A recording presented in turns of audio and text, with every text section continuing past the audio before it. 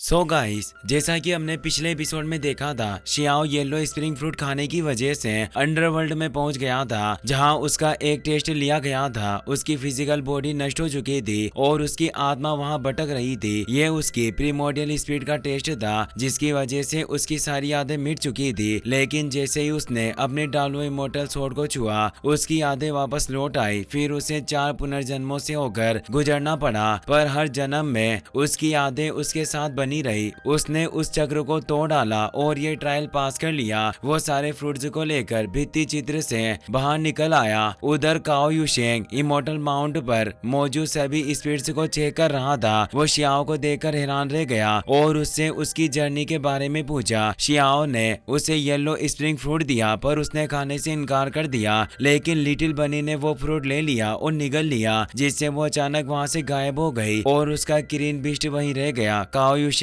काफी परेशान हो गया। वो बोला, आखिर लिटिल बनी कहाँ गई? वो उस किरीन बिस्ट को उठा लेता है। उसी वक्त ऊपर आसमान में एक दरार पड़ने लगी, जिससे तेज एनर्जी नीचे गिर रही थी, जो उसी ट्रायल प्रोसेस का संकेत दे रही थी। शियाओ को लगा कि उस पर हमला होने वाला है, इसीलिए उसने दोनों के बचाव के लिए एक प्रोटेक्शन बना दिया। वो बताता है, जब मैंने ये येलो स्प्रिंग फ्रूट खाया था तो मेरी आत्मा 4 लेयर वाले एक इल्यूजन वर्ल्ड में फंस गई थी, पर मुझे उम्मीद नहीं थी कि उस जगह पर मेरी फिजिकल बॉडी ने भी प्रेस किया होगा। वास्तव में इस फ्रूट की पावर इतनी हावी है कि हम कुछ नहीं कर सकते। दोनों वहीं बैठ जाते हैं ताकि वहीं रहकर उसका इंतजार कर सके। काओ युशेंग कहता है, अगर उसके सौभाग्य में इस प्रोसेस से गुजरना लिखा है तो मुझे यकीन है कि वो इसे पार कर लेगी। शियाओ परेशान था। जब मैंने उस इल्यूजनरी वर्ल्ड में प्रवेश किया था तो सब कुछ एक सेकंड के अंदर बीत गया था, पर लिटिल बनी की टेस्ट प्रोसेस इतनी अलग क्यों है? अब हमें एक दिन बाद का सीन दिखाया जाता है। अभी तक भी लिटिल बनी का टेस्ट चल रहा था और वो बाहर नहीं आई थी। तभी किरीन बिस्ट को अजीब सा एहसास होता है। शियाओ भी समझ जाता है कि लिटिल बनी वापस आ रही है। वो ऊपर से गिर रही थी। काओ युशेंग तुरंत उस किरीन बिस्ट को दूर फेंक देता है और लिटिल बनी को पकड़ लेता है। वो घबराकर पूछता है कि क्या तुम ठीक हो? पर वो अपनी आंखें नहीं खोल रही थी। किरीन बिस्ट के दूर गिरने से उसे भी चक्कर आ गए थे। धीरे धीरे लिटिल बनी अपनी आंखें खोलती है। काओ युशेंग को देखकर डर जाती है और कहती है, सड़े हुए मोटे, मुझसे दूर रहो, तुम्हारी वजह से मैं मौत के करीब पहुंच गई थी। वो बताती है, मैंने जो इमोर्टल फ्रूट निकला था उससे मैं एक सड़ी हुई जगह में पहुंची जो मुझे एक साहसिक यात्रा पर भेजना चाहती थी, और वहां मुझे कुछ बताया गया। इतने में किरीन बिस्ट तेजी से दौड़ता हुआ उसके पास आता है। लिटिल बनी उससे मिलकर खुश हो जाती है, पर अब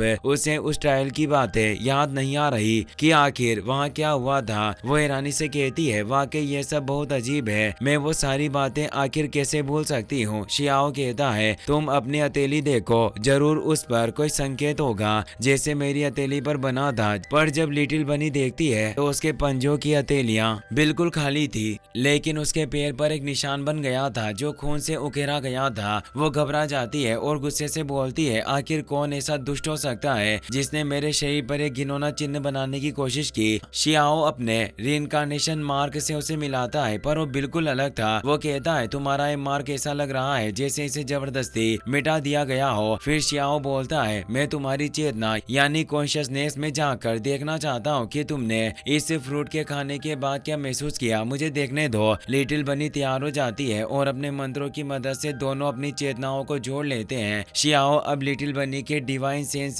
स्पेस में पहुंच जाता है, जो बिल्कुल एक खाली स्पेस जैसा था। वहां से लिटिल बनी की आवाज सुनाई देती है जो कहती है, मुझे उस पाथ ऑफ ट्रायल के बारे में याद है, मैंने वहाँ एक भट्टी देखी थी। और तभी वो भट्टी उनके सामने प्रकट हो जाती है क्योंकि उसकी यादों का प्रतिबिंब था। लिटिल बनी बताती है, वो पूरी भट्टी खून से सनी हुई थी और वो टाइम और स्पेस की बेड़ियों से बिल्कुल अलग थी। ऐसा लग रहा था जैसे वो अनगिनत युद्धों से गुजरी हो। अब वो बैटल के सीन दिखाए जाते हैं जहाँ हम रूथलेस एम्परर को देखते हैं जो सराउंडिंग द हेवन से थी। शियाओ से पहचान जाता है और कहता है, ये वही महिला है जिसने मुझे उस दूसरे रियल्म के प्राणी से बचाया था। उसके मन में सवाल उठने लगते हैं, लिटिल रैबिट का ट्रायल मेरे ट्रायल से इतना अलग क्यों है? और उस रूथलेस एम्परर के पास तियानदी और एक मोटा आदमी मौजूद था, साथ ही एक और प्रेटिशनर भी खड़ा था। शियाओ उन चारों को देखकर समझ गया कि यह जरूर किसी ताकतवर दुश्मन से लड़ रहे होंगे, और वो मोटा आदमी तो बिल्कुल काओ युशेंग की तरह लग रहा है। तभी लिटिल बनी कहती है, मुझे उस भट्टी के अंदर कोई दिखाई दे रहा है, एक अजीब सी रोशनी वहाँ मौजूद है। उस रोशनी से शियाओ को भी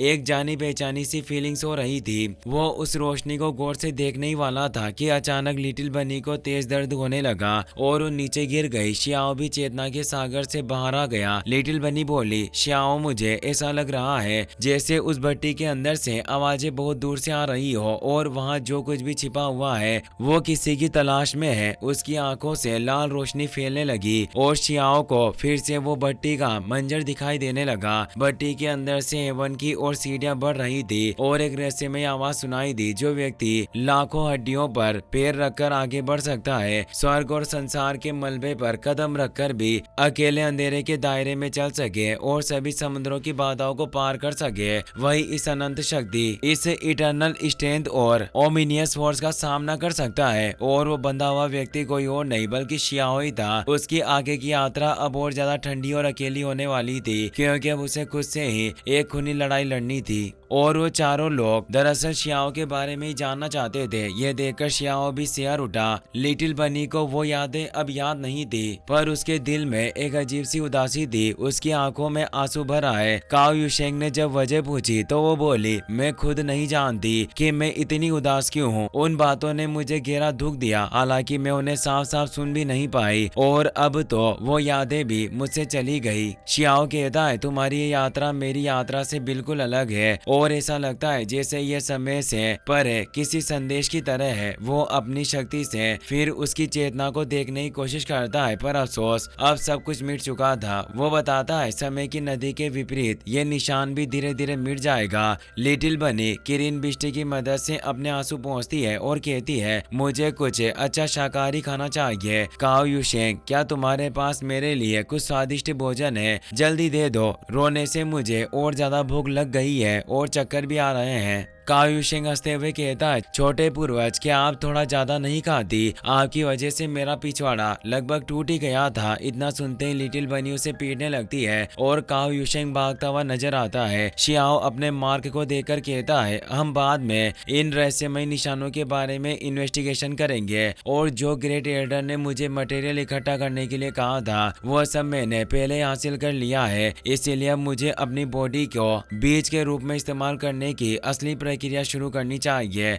अब सीन बदलता है। हमें तियानजिन एकेडमी के स्पीड माउंटेन का दृश्य दिखाया जाता है, जहां ग्रेट एल्डर मेंग तियानजिन जड़ी बूटियों की मदद से एलिक्सियर तैयार कर रहे थे। वहां कई सारी बट्टियां मौजूद थी और कुछ आवाजें भी गूंज रही थी कि हुआंग अपने एकांत से बाहर आ चुका है, लेकिन उसके पास कोई हेवनली सीड नहीं है जिससे उसका इटर्नल पाथ के शिखर तक पहुंचना अब संभव नहीं होगा। ऐसा लग रहा था कि वो आम लोगों की भीड़ में ही कहीं गुम हो जाएगा। उधर वो एलिक्सियर भी पूरी तरह से रिफाइन हो चुका था, जिससे बेहद शक्तिशाली ऊर्जा निकल रही थी। उसी वक्त शियाओ वहां पहुंच जाता है। तियानजिन उसे देखकर कहते हैं, ये यात्रा तुम्हारे लिए वाकई बेहद लाभदायक रही। तुमने इविल वार्डिंग, डिवाइन बांस का सार और येलो स्प्रिंग फ्रूट दोनों प्राप्त कर लिए। वास्तव में ये बहुत ही बड़ी बात है। शियाओ मुस्कुराते हुए कहता है, मैं तो आपको सरप्राइज देना चाहता था, लेकिन मेरी ये खबर इतनी तेजी से फैल गई कि आपको पहले ही पता चल गया। इसके बाद वो अपने पास से दिव्य बांस का डिवाइन एसेंस और कई सारे येलो स्पीड फ्रूट से निकालता है। एल्डर तियानजिन बताते हैं, दोनों एकेडमियों के चयन समारोह की बात करें तो सब कुछ इस वक्त बहुत धीमी रफ्तार से चल रहा है। कई एल्डर तो खुद एकांत में चले गए हैं, जिससे एकेडमी का माहौल अभी बेहद शांत है। फिर वो उन दोनों दिव्य वस्तुओं को लेकर फर्नेस में डालते हैं और रिफाइनिंग प्रोसेस शुरू कर देते हैं। साथ ही वो यह भी बताते हैं, बाहरी लोग अब भी